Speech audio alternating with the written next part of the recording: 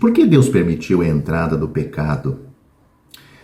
O Salmo, capítulo 69, é um dos muitos salmos messiânicos, ou seja, que fala do Messias. Portanto, quem está falando profeticamente neste salmo é o Senhor Jesus. No versículo 4, o Senhor Jesus está dizendo profeticamente que em sua glória, em sua gloriosa obra da redenção, ele resistiu a Deus ele restituiu a Deus pelas perdas causadas pelo pecado do homem. Note o que diz, pelo menos uma pequena frase deste versículo. Por isso tenho de restituir o que não furtei. Ele, sem dúvida, está se retratando como a verdadeira oferta pelo pecado. Quando um judeu roubava de outro judeu, a lei da oferta pela culpa exigia que ele pagasse o valor que havia roubado e que acrescentasse 1/5 desse valor. Deus foi roubado pelo pecado do homem. Roubaram-lhe serviço, adoração, obediência e glória que pertence a Deus, e o homem devia fazer isto. Roubaram-lhe serviço porque o homem se voltou para servir a si mesmo, ao pecado e a Satanás. Roubaram a Deus na adoração, porque o homem se prostrou diante de imagens esculpidas. Roubaram-lhe obediência, porque o homem rejeitou a autoridade de Deus. Roubaram-lhe a glória, porque o homem deixou de dar glória a Deus que lhe é devida. O Senhor Jesus veio restituir o que não furtou. Ele não apenas restituiu o que havia sido roubado pelo pecado do homem, mas acrescentou o máximo a esta quantia. Deus recebeu mais glória através da obra completa de Cristo do que perdeu através do pecado de Adão. Deus perdeu criaturas pelo pecado. Ele ganhou filhos pela graça. Podemos até mesmo dizer que Deus foi mais glorificado com a obra do Salvador do que jamais seria em uma eternidade de adãos não caídos, ou seja, a humanidade sem a queda do pecado. Talvez tenhamos aqui uma resposta à pergunta que iniciei este vídeo: por que Deus permitiu a entrada do pecado? Sabemos que Deus poderia ter feito o homem sem a capacidade de tomar decisões morais. No entanto, Deus escolheu dotar o homem com a capacidade de amá-lo e adorá-lo por vontade própria. E isso, é claro, significa que também ele tinha a capacidade de desobedecer a Deus e rejeitá-lo, voltar-se contra ele. Mas Deus não é derrotado pelo pecado de suas criaturas. Na morte de Cristo, seu sepultamento, ressurreição e ascensão, o Senhor Jesus triunfou sobre o pecado, sobre o inferno e sobre Satanás. Através de sua obra, Deus recebeu maior glória, e o homem redimido por Cristo recebeu bênçãos mais ricas do que se o pecado jamais tivesse entrado em nosso mundo. Em Romanos capítulo 5, do versículo 12 a 21, Paulo faz um contraste entre os dois cabeças da raça humana, Adão e Cristo.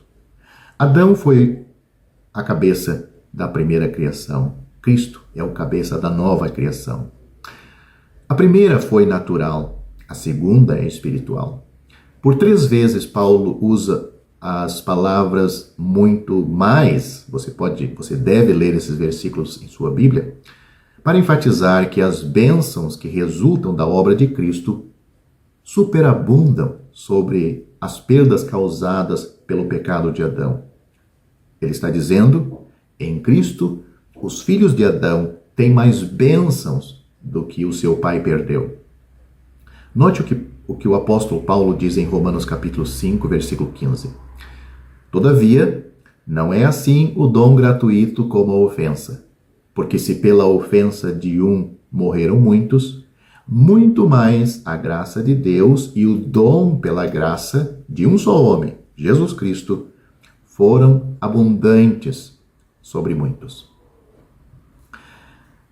Crentes estão melhor em Cristo do que jamais estariam em um Adão não caído. Vamos supor, por um momento, que Adão não tivesse pecado e que, ao invés de comer o fruto que foi proibido para ele e sua esposa tivessem decidido obedecer a Deus. Qual teria sido o resultado de suas vidas? Até onde sabemos, eles teriam continuado a viver infinitamente no Jardim do Éden. Sua recompensa teria sido uma vida longa na terra. E o mesmo seria verdade da sua descendência.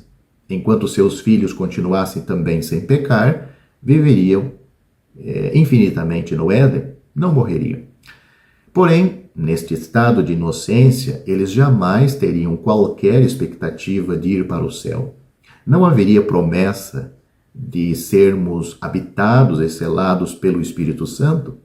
Eles jamais teriam se tornado herdeiros de Deus e co-herdeiros com Jesus Cristo. Jamais teriam a esperança de serem transformados à imagem do Filho de Deus. Além disso, sempre havia a terrível possibilidade de pecarem e perderem as bênçãos terrenas de que desfrutavam no Éden. Pense por outro lado, na posição infinitamente superior que Cristo conquistou para nós por sua obra redentora. Somos abençoados com todas as bênçãos espirituais, celestiais, espirituais nos lugares celestiais em Cristo.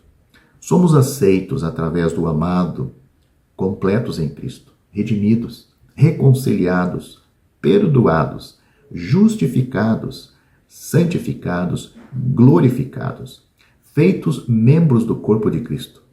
Somos habitados e selados pelo Espírito Santo e Ele é a garantia da nossa herança. Estamos eternamente em segurança com Cristo. Somos filhos de Deus, herdeiros de Deus e co-herdeiros com Jesus Cristo. Somos tão próximos de Deus e tão queridos por Deus quanto seu amado Filho. E há muito, muito mais.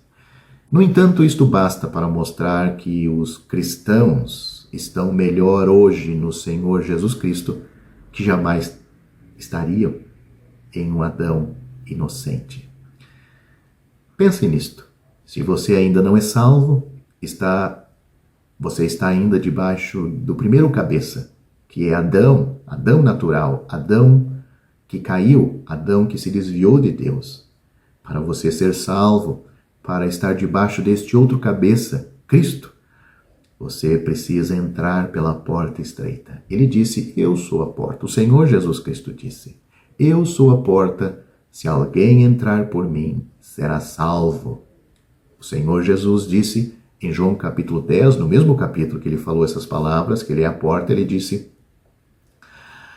para aqueles que vão a ele, para aqueles que confiam nele, creem nele como seu Salvador, ele diz, e dou-lhes a vida eterna, e nunca hão de perecer.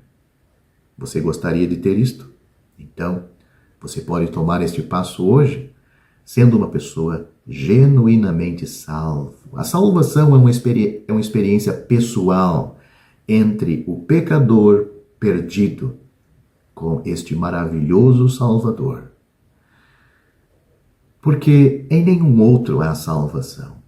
Porque também debaixo do céu nenhum outro nome foi dado entre os homens e há dado entre os homens pelo qual devamos ser salvos. Só por Jesus é que nós somos salvos. Esta é uma palavra fiel e digna de toda aceitação. E Cristo Jesus veio ao mundo para salvar os pecadores, dos quais eu sou o principal. 1 Timóteo, capítulo 1, versículo 15.